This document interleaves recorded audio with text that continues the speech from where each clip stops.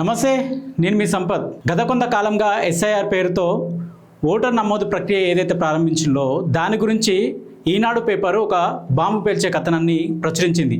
అదే 40 లక్షల ఓట్లు లేనట్టే అని. ఏఎస్జీ కేటగిరీ పేరుతో తొలగింపుకు సిద్ధం. ఆగస్టు 3కి సర్పూర్తి జాబితా.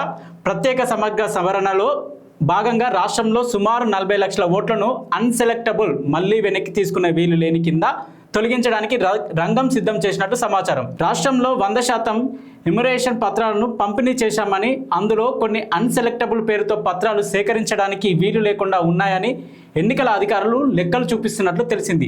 దీనిపై ఓ ప్రధాన రాజకీయ పార్టీ గురువారం ఎన్నికల సంఘం వద్ద తీవ్ర అభ్యంతరం వ్యక్తం చేసినట్లు సమాచారం. ఎన్యుమరేషన్ పత్రాల డిజిటలైజేషన్ ప్రక్రియ పూర్తి కావడానికి ఆగస్టు 3 వరకు సమయం ఉన్నా అప్పుడే అన్సెలెక్టబుల్ పేరుతో ఓటర్ల పేర్లను ఎలా తీసివేస్తారని అధికారులను ప్రశ్నిస్తున్నట్లు తెలిసింది. రాష్ట్రంలో మొత్తం 3,38,26,448 మంది ఓటర్లకు గాను గురువారం సాయంత్రం 6 గంటల వరకు 2,59,50,506 అంటే 76.72% ఓటర్ పత్రాలను డిజిటలైజేషన్ చేసినట్లు అధికారులు చెప్తున్నారు. సో ఒక తెలంగాణలోనే 40 లక్షల పైగా ఓటర్లు లేనట్టు అయితే ఏ బేసిస్ మీద ఈ ఓట్లు తీయాల్సి వస్తుంది? ఇక్కడ ఏఎస్జీ పేరుతో అంటే ఆప్షన్ టు ఏఎస్జీ కేటగిరీ పేరుతో ఓట్లను తీసేస్తున్నా అంటే option to shifted or dead. ఈ కేటగిరీ ప్రకారం ఓటర్లను తీసేయాలనే ఆలోచనలో రాష్ట్ర ఎన్నికల సంఘం, కేంద్ర ఎన్నికల సంఘం సిద్ధమైనట్లు మనకు తెలుస్తుంది. సో ఇక్కడ ముఖ్యంగా మనం గమనించాల్సింది ఏంటంటే కొన్ని చోట్ల 20% పైగా అంటే కొన్ని జిల్లాల్లో అయినా కొన్ని ప్రాంతాల్లో 20% పైగా ఓట్లను తొలగించే ప్రక్రియ స్టార్ట్ చేశారు. సో అందులో మెయిన్గా ఎక్కడుందనేది కూడా మీకు వివరించే ప్రయత్నం చేస్తా. Option to shifted dead ASG category కింద ఓటర్లను తొలగిస్తున్నామని ఎన్నికల సంఘం అధికారులు పేర్కొంటున్నారు. 2 వారాల కిందట ఎన్నికల సంఘం రూపొందించిన డాష్బోర్డు సోషల్ మీడియాలో వైరల్ అయింది. అందులో ఏఎస్జీ కేటగిరీ పరిధిలో 13 లక్షల మంది ఓటర్లు అన్సెలెక్టబుల్ కింద నమోదైనట్లు పేర్కొన్నారు. 2 వారాల్లోనే ఆ సంఖ్య 40 లక్షలకు చేరింది. అంటే 13 లక్షల నుండి 2 వారాల తర్వాత 40 లక్షలకు చేరిందంటే ఏ రకంగా ఓట్లను తొలగింపు ప్రక్రియ ప్రారంభించిందో ఎలక్షన్ కమిషన్ ఒకసారి ఆలోచించాలి. 40 లక్షల ఓట్లు అంటే చిన్న విషయం కాదు. తెలంగాణ నుండి ఈ 40 లక్షల ఓట్లు ఎవరి మరి? వీటిని ఇంతకుముందు రిజిస్టర్ చేసింది ఎవరు మరి? ఈ లెక్కలు బయటికి రావాలి కదా.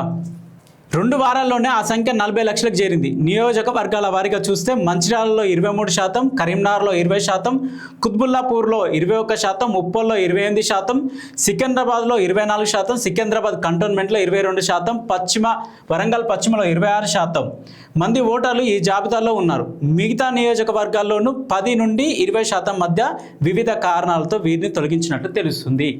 ఏ కారణాలతో తొలగిస్తున్నారు?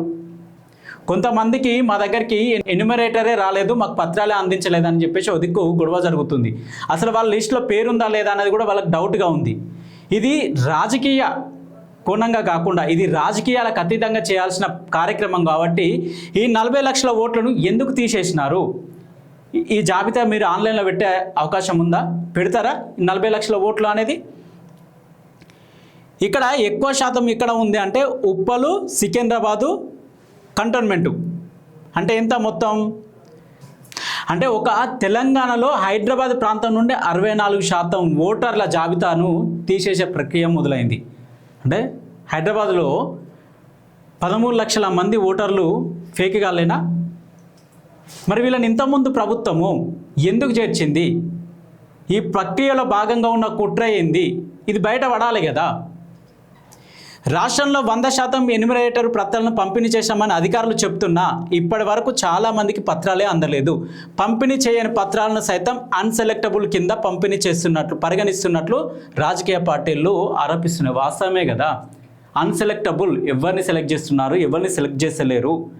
కొన్ని ప్రాంతాల్లో అయితే వాళ్ళ పార్టీకి సంబంధించిన వాళ్ళని మాత్రమే సెలెక్ట్ చేసి ఆ డిజిటలైజేషన్ చేస్తున్నారు. ఒకవేళ వాళ్ళ పార్టీ కాకపోయేది ఉంటే వాళ్ళ పేరు తీసి పక్కన పడేస్తున్నారు.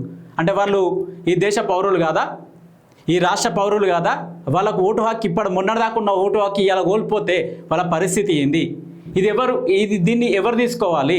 మీ రాజకీయ ప్రయోజనాల కోసం ఓటర్ని తీసి పక్కన పడేస్తే వాళ్ళ కుటుంబ వ్యవస్థ గురించి ఎవరు ఆలోచించాలి?